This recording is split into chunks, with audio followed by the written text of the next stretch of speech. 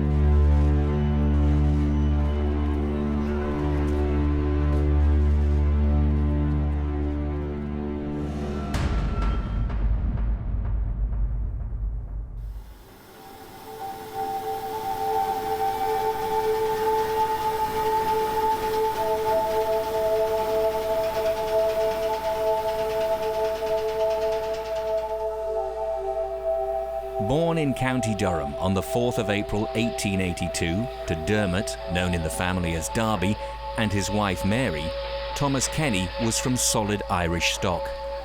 Like so many Irish families in the mid-19th century, conditions in the home country had meant that emigration was seen as essential to their survival. Seeking out a new life in the industrial north of England, the Kennys eventually planted roots in the northeast, taking advantage of the working opportunities in local collieries, quarries and the heavy industry.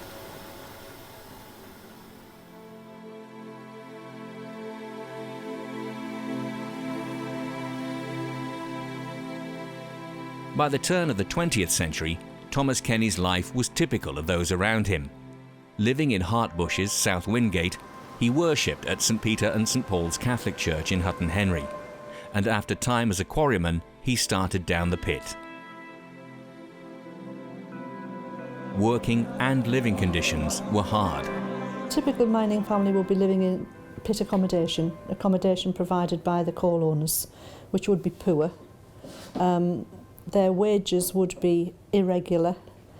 The pit would be locked out at certain times through the week, so that the pay, if you're expecting 4 shillings a week, you wouldn't always get that. Just at the turn of the century, there was water to the streets, but not to the houses. There was no sewerage system. There was no electric lights in the houses. And I don't think at that time there was any in the streets either. It was a bit later when that happened. Even if they compared their accommodation with agricultural workers, their accommodation was poor. So they probably wouldn't know anybody that had better accommodation than them. So yeah, they probably thought it was okay. It's us looking back that realises it was awful. Them days, there was no pithead baths. You know, you had your dirty clothes at home, you used to dad them off the wall to get all the dust out and put them on the next day. You used to go to the pit, get your lamp and your torch out down the mine. It was the same every day. It was drilling and firing. It was stone men. Thomas Kenny was a stone man. Now, these are the men who drove the drifts, the headings. At the end of the shift, you came back, you went home, and in front of the fire, you had the tin bath. You were bathing in front of the fire. There was a meal for you every day. You came home from the pit. Doesn't matter what time, what shift you were in. It could be midnight, 3 o'clock in the morning, 6 o'clock. There was always dinners for the miners, what you say, clouty puddings.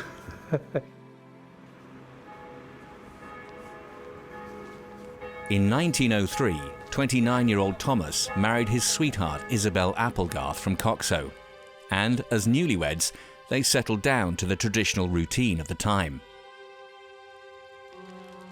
100 years ago, the life of a pitman's wife in County Durham was ruled by the shifts at the mine and dominated by seemingly endless work.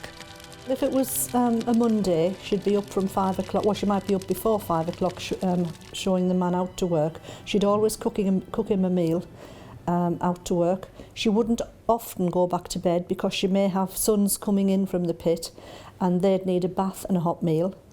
In amongst all of that, if it was washing day on a Monday, she'd be collecting water. Now that could be from the barrel she had in the backyard, or it could be from the standpipe.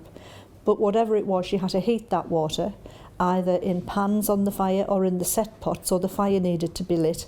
And from that time on, her day was taken up with washing, seeing people in with a hot bath and a hot meal, seeing people out with a hot meal, making bread. The colliery villages didn't have bakeries, the women had to make their own bread. A bit of shopping perhaps. It was just a relentless round of work. Thomas and Isabel wasted no time in starting their family.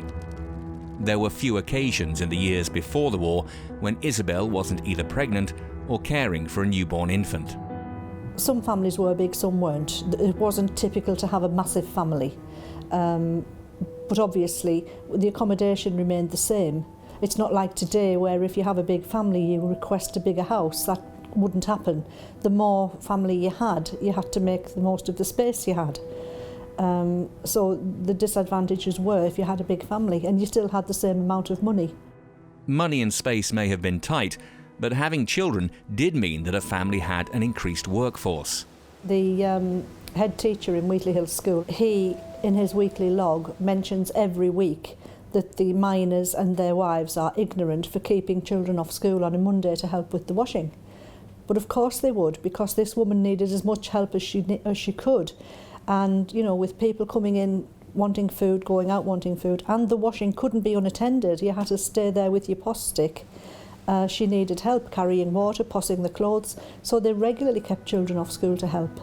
And children were noted for going to the shop, carrying the water, from a very young age.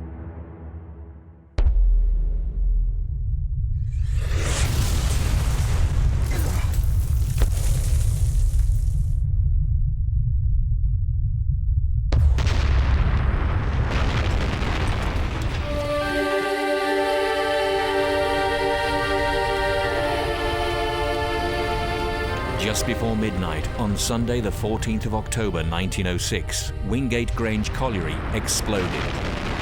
24 men were killed by the blast and the resulting fumes, with 2 more dying later from their injuries.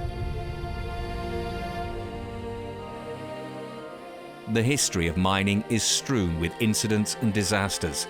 The northeast coalfields have records of explosions, collapses and asphyxiation due to mine gases dating back centuries. It was devastating for the village. Every colliery where had an explosion, you see the photographs. Hundreds and hundreds of people hit the pit head, hoping they bring somebody out alive. The miners, when that explosion happened, the miners, they all rallied round the pit head, going down the pit, helping.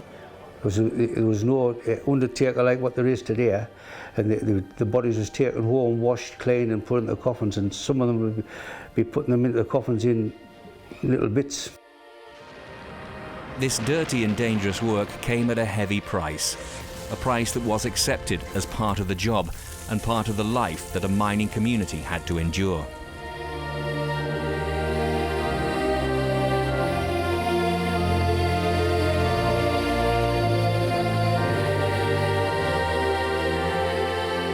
Just before Christmas, on a cold December day a year after the explosion, the people of Wingate and the surrounding area gathered together to unveil a memorial to those that had lost their lives in the disaster.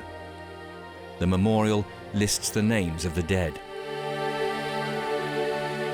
This sombre occasion would be repeated in similar ceremonies in the 1920s and 30s, as thousands of new memorials were unveiled to honour those that had fallen serving their king and country in what would become known as the Great War.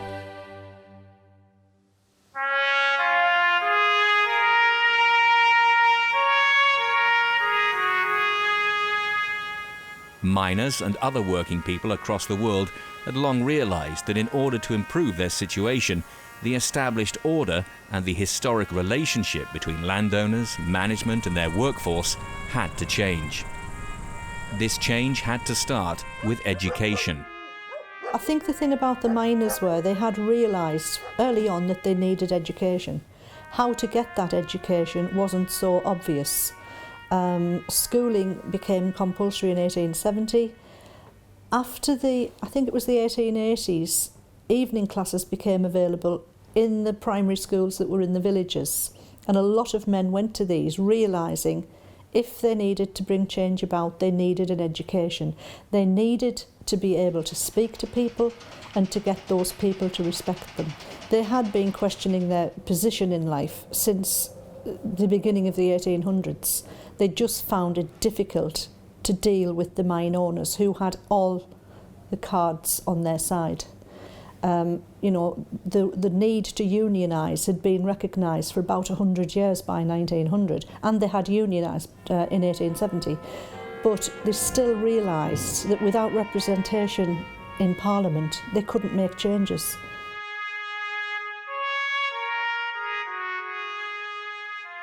Founded in 1903, the Workers' Education Association would be at the forefront of this evolution by providing classes to those whose backgrounds had prevented them from receiving more than, in many cases, the most basic of schooling. It emerged out of an interest in adult education within working class organisations, particularly the cooperative movement and the trade union movement. And what it was really seeking to do right at the beginning was to ensure that working men and women had sufficient higher level of education so they could become counsellors or get onto school boards that had in those days at the turn of the 20th century, become trade union officials, really represent and work for other people in their social class background.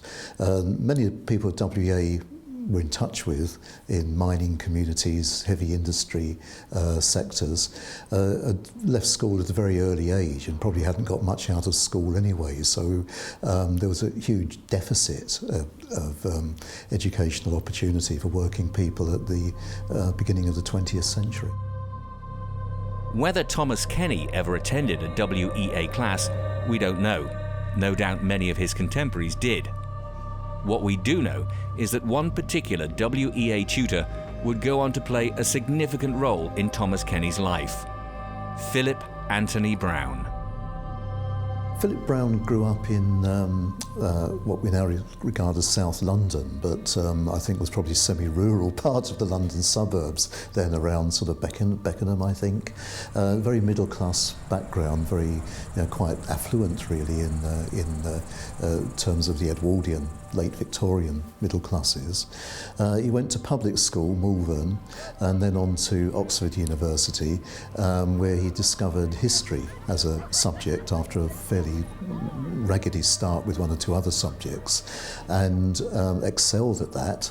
And then I think, like numbers of young men and sometimes women in his generation, felt that he had been very advantaged, but he wanted to share the advantages of his education much more widely with people who hadn't had that chance. So it was a political commitment, and a commitment that I think comes out of an Edwardian form of obligation and duty and responsibility. So that's what set him off when he met up with the WEA in Oxford after he had graduated.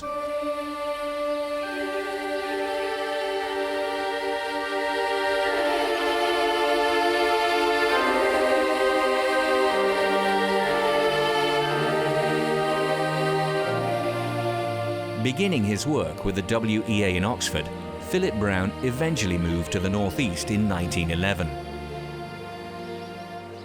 He carried on as a WEA tutor, teaching in Stanley, Gateshead and Wallsend, and combined this with a post at both Durham University and the London School of Economics. He was described as a popular lecturer of unfailing cheerfulness and courtesy.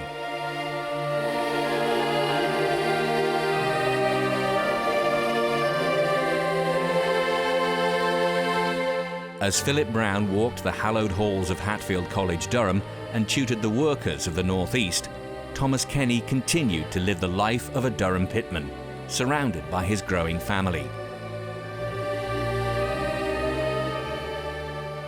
From vastly different backgrounds, the coming war was about to throw these men together in the most extreme of circumstances.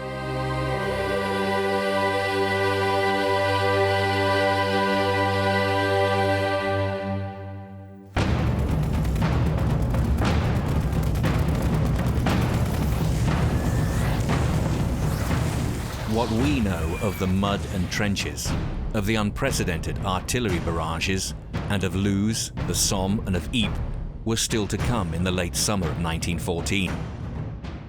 Kitchener called, and the men in their thousands answered that call.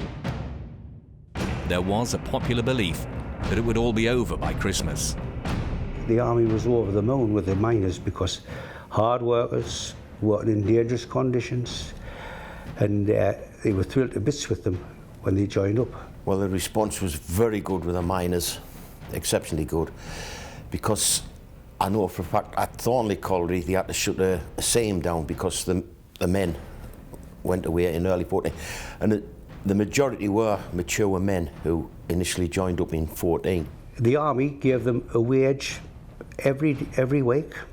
There was meals for them, they had clothes for them, top coats, had a chance to go abroad. They were getting fed. The money was going back home every week for them, and they had nothing to worry about, just to look after themselves. As I say, the miners, they would look after themselves in the trenches, just the same as what they did down the pit. Well, the women wanted the men to go because it was a big loyalty thing, a big patriotic thing. And when other men were going, she wanted her husband to go.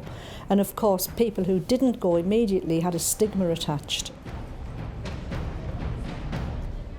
Big thing about mining communities and that sort of background, and which the WEA also built on, was that social solidarity. I mean, the army traded on that in the First World War when it massively recruited in industrial communities, and it knew that it could get those people to fight, not necessarily for high patriotic reasons, particularly as the war ground on, but because they knew people from those backgrounds would fight for their mates. They wouldn't let their mates down, and that was a perverted way, I think, of using solidarity.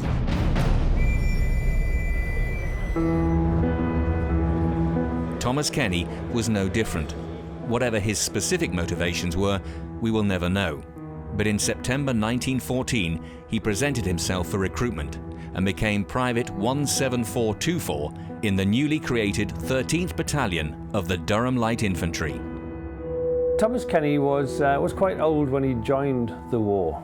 He joined at the age of 32, which I've always thought was an old age for the First World War. But I guess he did it out of a sense of duty. He worked as a miner, so he was in a protected occupation. He didn't have to go and join the army, but he did, and he went to do his duty for the country. You get a test station and you send home, and then they send for you for where you have to report with your warrant, which anyone who enlisted in the Durham Light Infantry would be Fenham, because that was the depot at the time. They were very sort of ill-disciplined. You know, like they didn't like to be told what to do, how to do, and when. But I think they were hard men, that was the thing. Elsewhere in the county, Philip Brown also responded to the news of war. Actually, as the war starts, he's at a WEA summer school, I think, in Durham, and there's a terrific, don't think it was a letter, it was more of a note to himself that he wrote about his experience at that summer school, and of the war just emerging out of the blue. There's stories in the note about how people became anxious about whether they would get home or not.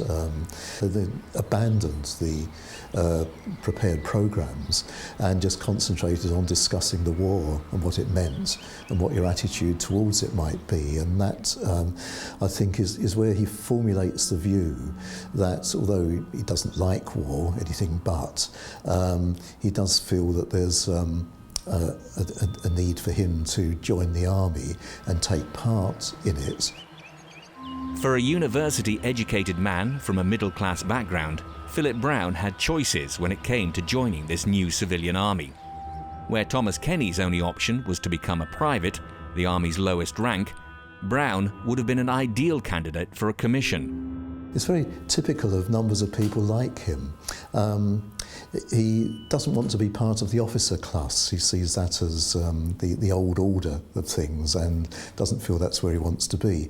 He'd also spent, of course, about 2 to 3 years before then working in the mining communities in Stanley and Wallsend and elsewhere, and so he wanted to be among the men who he knew and was familiar with and share their background. So he enlists as a private along with some of his former university friends, and they joined the Duke of Cornwall's Light Infantry. But as the war gets underway, very quickly a lot of the officer class are wiped out. Now, at that point, the army will only appoint somebody as an officer if they're also a gentleman. And the definition of gentleman is that they've been to public school. So they're quickly running out of officers and gentlemen in that category. And eventually they have to abandon that. They create a funny title called a temporary gentleman, so officers can be promoted from the ranks. But before that happens, there were huge efforts going on from the War Office to try and get former public school men to take up a role as an officers.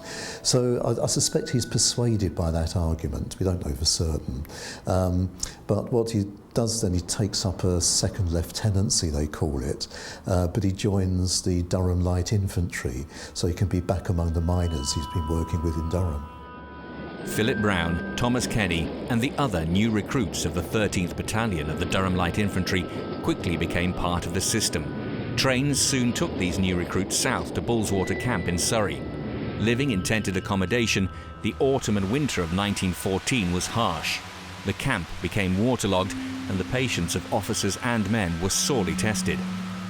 This was the time when men thrown together by circumstance would have formed close friendships. Many would have already known each other. Together, these Durham pitmen adjusted to army life. Obeying military discipline was a new experience, and some men took to this better than others. Conversely, for the newly recruited officers, the giving of army orders was also a novelty. Philip had all the opportunities to go and work at the best universities and teach people of a higher class than he chose to. But he chose to go up to the northeast and teach miners and people who hadn't had the education they'd maybe desired. And he ended up meeting up with quite a few people he'd taught in the Workers' Education Association in the northeast. And so there must have been a bond there between this officer, this middle-class gentleman, teaching miners, probably quite illiterate miners, and then having to work, ending up in the battlefield next to them. My hunch really about this is that word will have got round that Philip Brown was okay, really, because there were plenty of people there who would have known him from his County Durham days, and he seems to have had a very engaging personality that you can't actually find anybody who had a bad word for him. In fact, the exact opposite. People eulogise him for his, I think, his democratic manner. They recognise he's from a different social background, but they also recognise that it doesn't matter to him because everybody is, in his view, equal and of equal value. So I suspect really he was regarded as an all-right officer. By spring, conditions had improved. Equipment arrived in fits and starts, training resumed in earnest, and the 13th DLI moved around a number of camps in the southeast, until, by August 1915, as part of the 68th Brigade of the 23rd Division, they were finally ready to cross the Channel.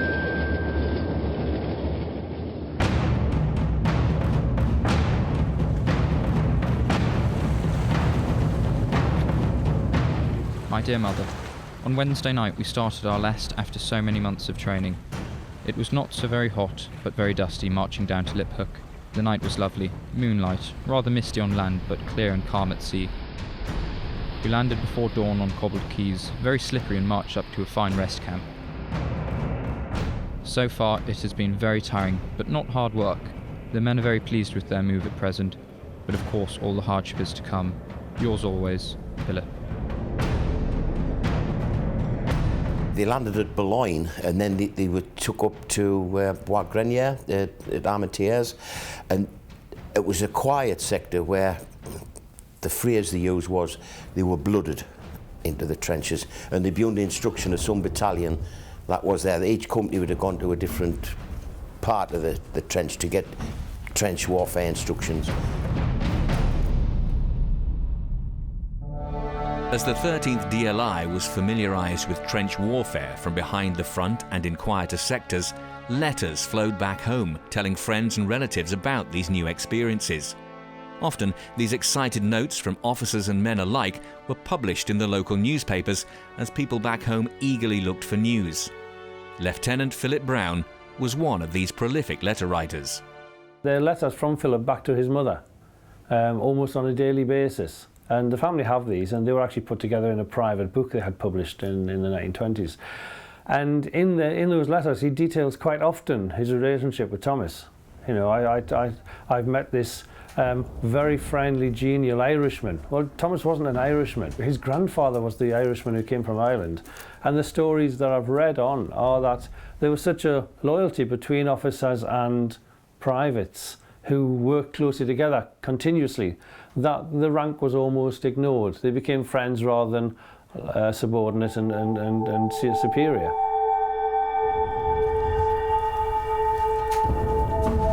After initial weeks behind the front line, learning new skills and becoming familiar with trench life, the time eventually came for the 13th DLI to take its place opposite the enemy.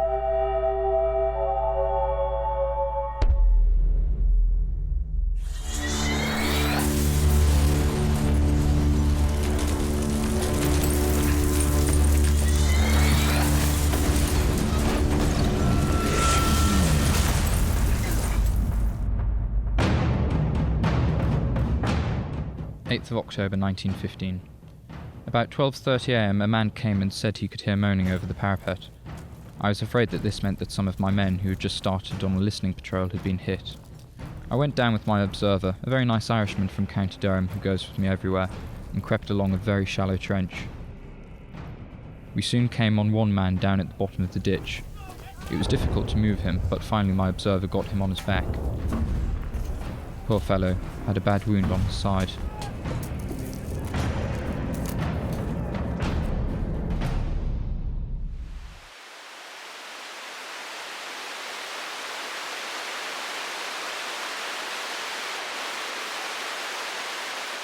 November 3rd, 1915. My dear mother, we have gone back to the trenches, and such trenches. I don't think any words can adequately describe them. It has been raining. There is not a patch of dry ground anywhere. Boards soaked in mud, sandbags bursting with mud, ponds and even wells of mud, yellow mud, greasy ponds, dirty clothes and heaps of mangled sandbags. A great deal of the trench work is collapsing in the wet, and it keeps us busy reconstructing it. We had a certain amount of shell fire, but very little rifle fire yet. A mild enemy in front of us, I think. Now I must stop, as I am on duty, and should go the rounds. This would be Philip Brown's last letter.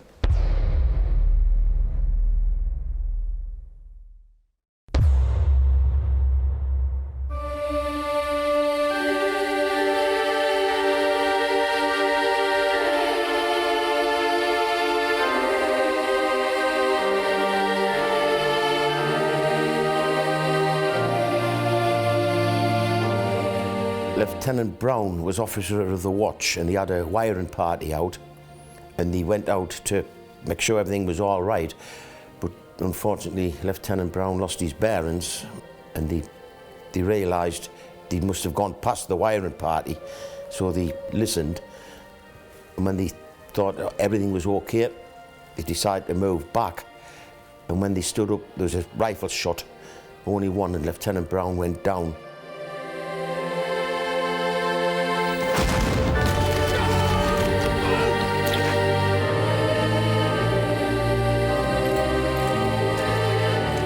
Philip Brown was shot through both thighs, severely wounded and unable to walk.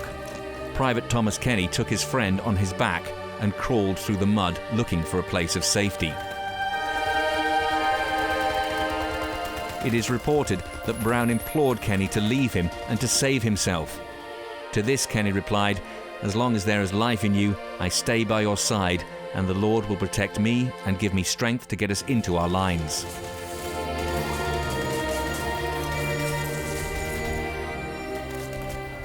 He wasn't really able to move of his own volition, but Kenny picked him up and carried him on his back.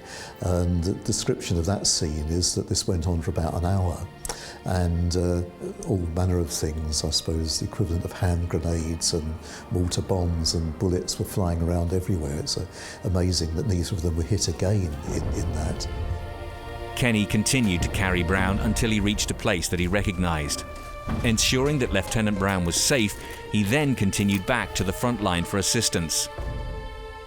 After finding help, he refused to stay in the comparative safety of the trench and returned with the rescue party to retrieve Philip Brown.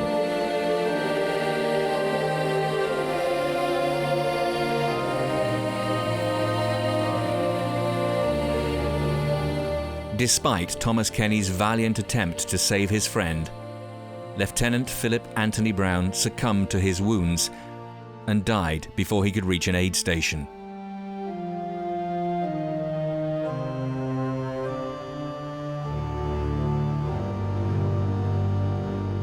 I might tell you that he was loved by all the battalion, and he was a gentleman to me, for I was only a private and I loved him for it. I would risk as much more for him, and I only wish he had lived. It nearly broke my heart when they told me he was dead.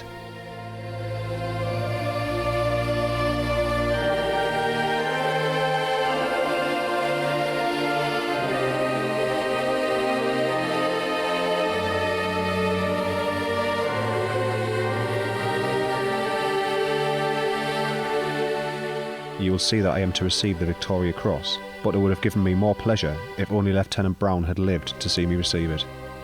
He was the nicest fellow I ever knew. I miss him here in the trenches.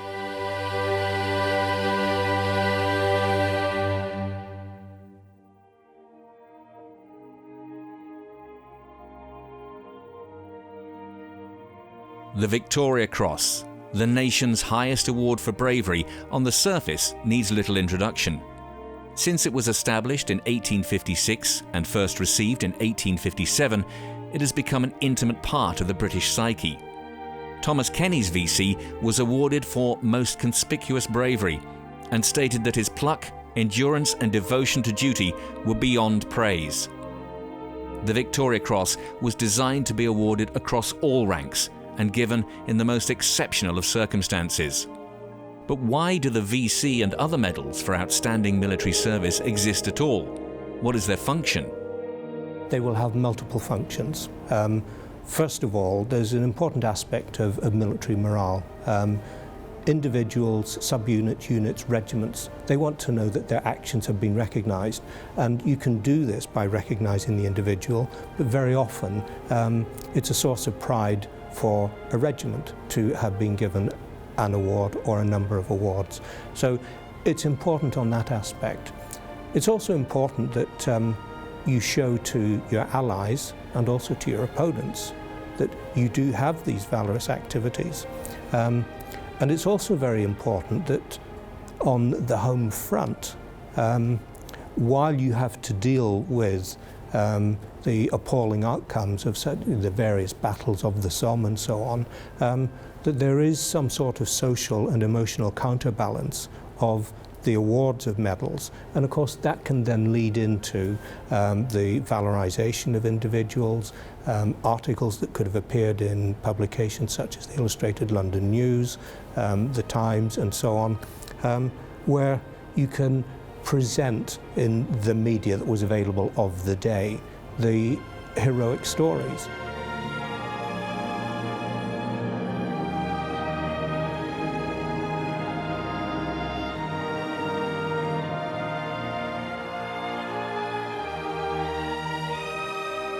You can suggest that on a number of occasions, medals, including the Victoria Cross, have been awarded in order that we can show that the whole of the nation and the sovereign himself or herself is actually behind the forces. So you have, if you like, a degree of validation, not just of the act, but of the whole military operation that's being undertaken at the time.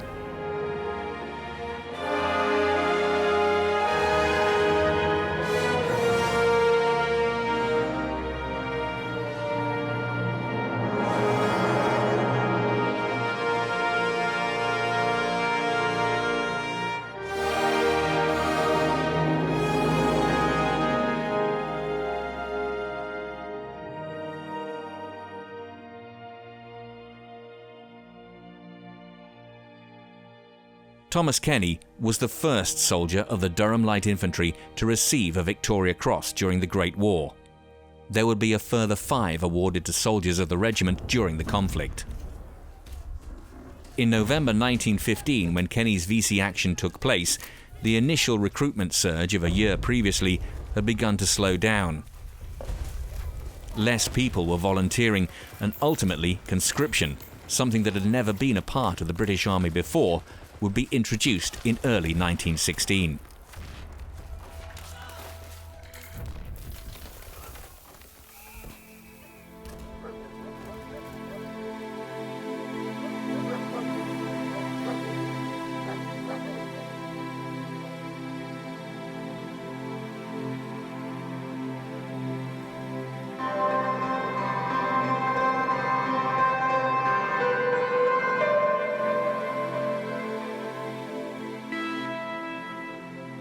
While it would be a fabulous honour to be awarded a Victoria Cross, for those who live and continue to serve with it, that's potentially a very heavy burden to carry.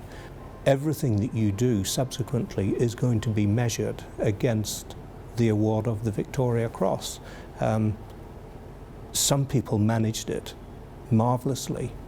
I think if you look at the history of many of the people who've been awarded the Victoria Cross, there are quite a few who, for whatever reason, have not been able to cope either with the deeds or with their social status. My personal opinion is I don't think he'd have wanted it.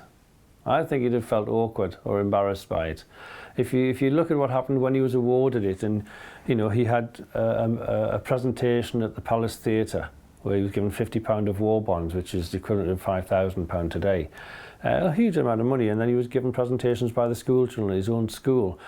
And he doesn't appear to be smiling or happy at any of these presentations. Now, I know photographs in those days, people work generally stern and austere, but you know, he's very matter-of-fact looking, as if like, well, let's just get this over with and then I can go back to my job.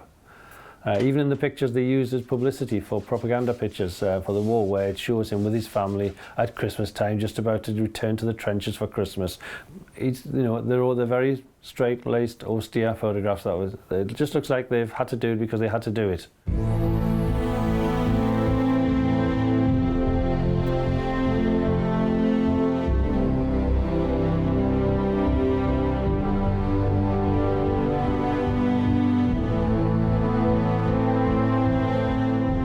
Despite the extraordinary award, the publicity surrounding the Victoria Cross followed an established pattern. Well, of course, they start off by being listed in the London Gazette, and then they would have been very quickly taken up by the national press and the regional and local press. It would have been a great event. It would have been an issue that would have been of great pride, and not just the Victoria Cross. I mean, soldiers who were awarded the military medal would similarly be feted in their local towns. There would be events, and rightly so, and schools, the mines that the individuals had worked at. Again, that level of social pride and association, because you can get, if you like, some sort of vicarious glow by association There are all sorts of reasons as to why someone would want to be associated with a winner of the Victoria Cross.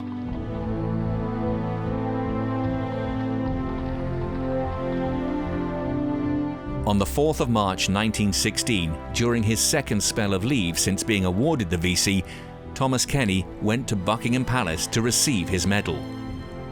Travelling alone to London, this County Durham pitman from a humble background was to be entertained by the King.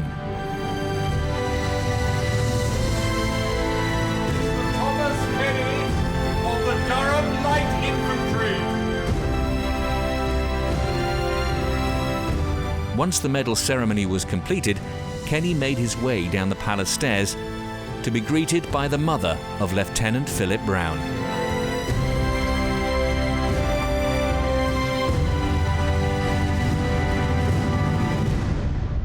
Philip Brown's mother hears he's coming down to London for the award, and so she goes to the palace gate and eventually persuades a policeman to let her in. It's unbelievable now, isn't it, that you could just walk in. So she walks into the palace, and so she gets hold of Thomas Kenny then and gives him what must have been the most exhausting day in London. She takes him to see the sights, the House of Commons, and I think the Westminster Cathedral and other places, and then she takes him down to Beckenham to see the house and some of Philip's relatives and the rest of it, and gives him tea. I think he must have been absolutely worn out by the end.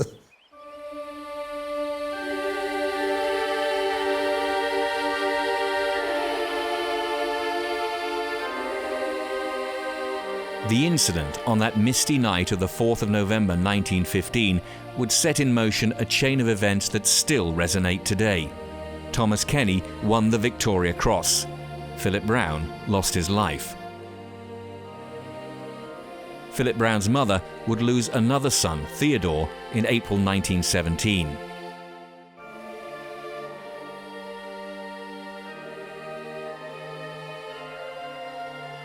The Kenny and Brown families would be forever connected, and this bond was something that Philip's mother Jane actively maintained for the rest of her life. I just feel it gave her some sort of solace that there was somebody who was with her son at the end and was probably the last person he actually spoke to. And my grandfather was obviously very, very fond of Philip Brown, because I know he was heartbroken when he died. And I've got some letters that she sent to my grandfather, and she shows there how appreciative she was of what he tried to do for her son. So I just think she could sense the love that grandfather had for him, and it was somebody who really appreciated all he had done for him. Jane Brown, recognising the disparity in their situations and in the spirit of the work that Philip had dedicated his short life to, further showed her gratitude and friendship with a financial gift to the Kenny family. Every month, a letter would arrive containing this welcome appreciation.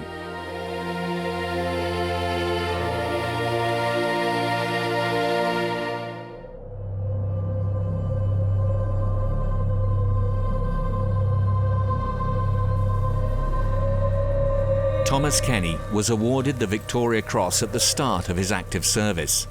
After November 1915, the course of the war continued, and in late spring 1916, the 13th Battalion of the Durham Light Infantry moved south as preparations for the Somme offensive began.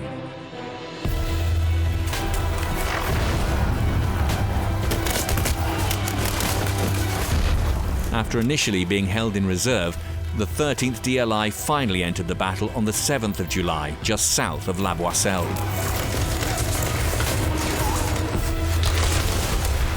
Thomas Kenny fought through the Somme. The 13th DLI was constantly in action, and towards the end of the battle, Kenny was wounded.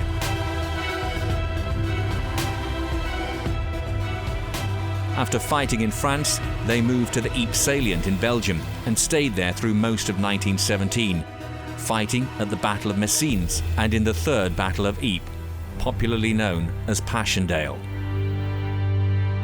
Until finally, in October 1917, they were shipped to the Italian front, remaining there in action against the Austrian army until recalled to the Western Front in the autumn of 1918.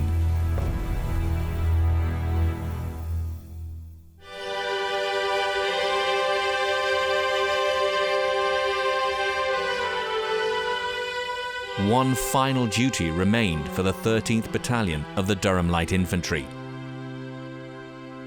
After the November armistice, the battalion was charged with collecting the fallen from the battlefield and consolidating the cemeteries. This grim but essential task ultimately resulted in the Commonwealth War Grave cemeteries that we see today.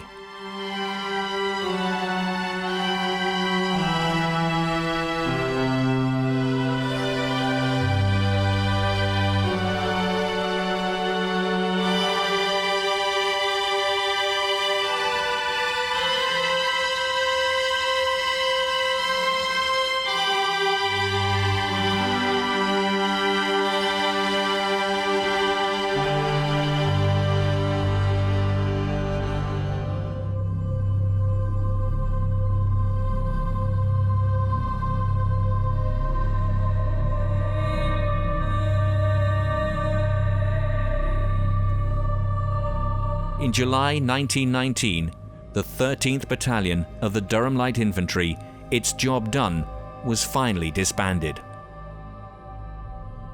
Those that had fought and survived returned home, and veterans across the country attempted to resume their civilian lives as best they could. After 4 years of war, the country was exhausted. For Thomas Kenny, there was the added weight of a Victoria Cross. After the war, he was again invited to London, once to a VC winners' garden party at Buckingham Palace, and once to a grand dinner at the House of Lords. Personally, I think it wouldn't have sat that easily. I think he'll have struggled to get a train fare to go to London. He'd have thought about the cost of going away and having to stay away as well.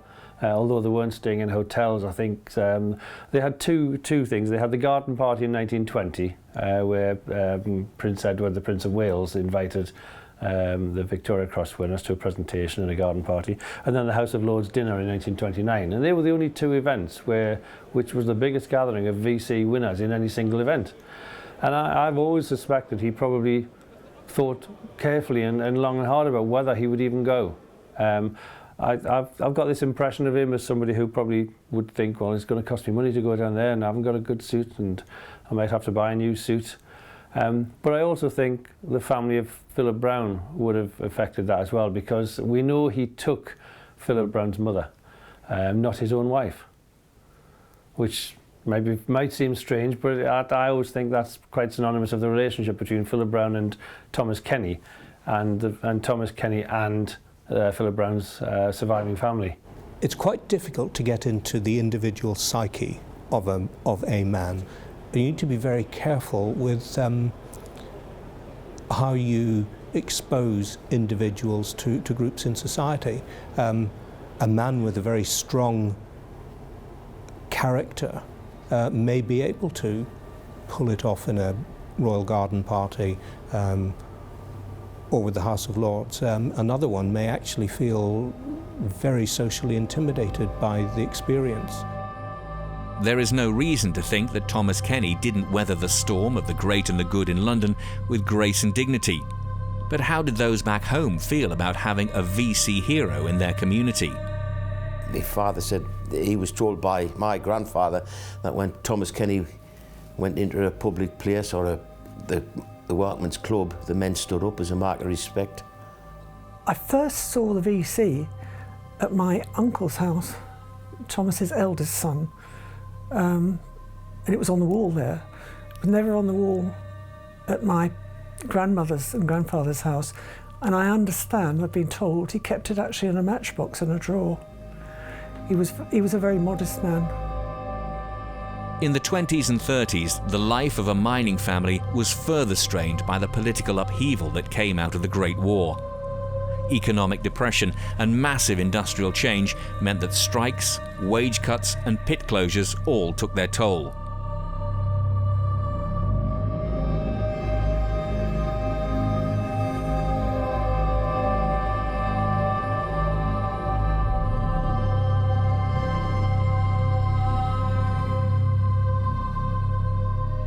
At the outbreak of the Second World War, Thomas, like so many older veterans of the First War, volunteered for service again. This time with the local Defence Volunteers, what would become known as the Home Guard, proudly posing for a picture in uniform with little Tricia. We used to be big family get-togethers, and he'd come in, but he was never seemed to be sort of part of the crowd, if you like. He'd sit quietly in the corner. He used to take me on his knee and sing to me. I can remember sitting by the fire with him bouncing me on his knee and singing to me. And I can remember him chewing tobacco. I can remember asking my mother, what was he doing? Taking something off the mantelpiece, putting it in his mouth, and then, I don't like to say it, spitting it in the fire. But, and he had a small allotment down from the colliery house that they lived in, and I can remember walking down there with him to feed the hens. I call it an allotment, but I think it was just where he kept the hens, to be quite honest.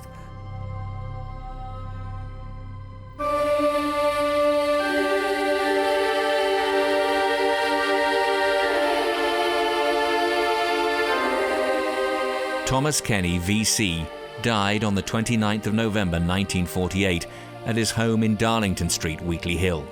He was 66 years old. After his funeral at Thornley Roman Catholic Church, he was buried in an unmarked grave in Wheatley Hill Cemetery. His family too poor to afford a headstone. I came up to see my grandfather's grave in Wheatley Hill Cemetery here, and I asked the groundsman where Thomas Kenny was buried because I couldn't find his stone. And I explained he was Roman Catholic and he wasn't in the Roman Catholic plot, the stone, so he got the ledger out and took me to it. It was just grass. So I got onto the Durham Light Infantry Association, the Inkerman Club, about it, and they raised funds to get a stone up for him, which they did, and it was unveiled by Captain Annand, who won the Victoria Cross in the Second World War.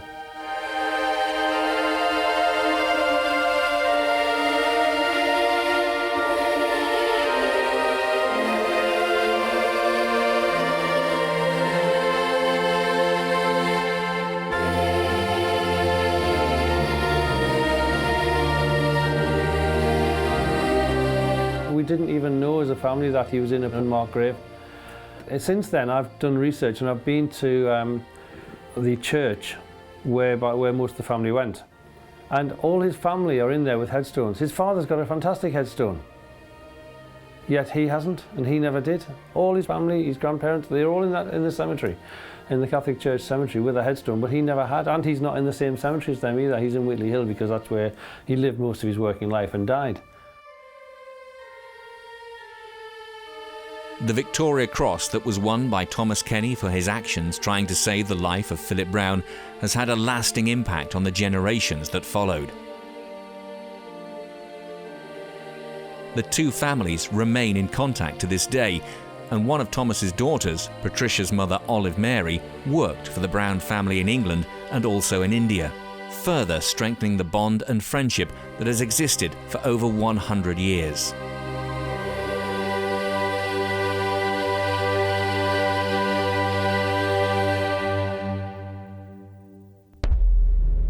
There is a tragic addition to Thomas Kenny's story.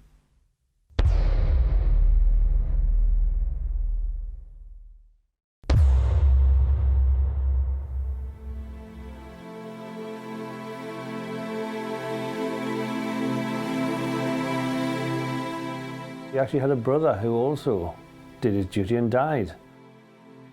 And we only found that out as a family last year. We never even knew he had a brother that died, and this brother was probably 15 when the war started, so he couldn't have joined at the war started, but we wonder whether he joined up as a consequence of his brother's actions. 19-year-old Hugh Kenny died on the 25th of August 1918, less than 3 months before the armistice. His body, like so many others, was never recovered, and his name is listed on the Vieux-Saint-Artois Memorial in France.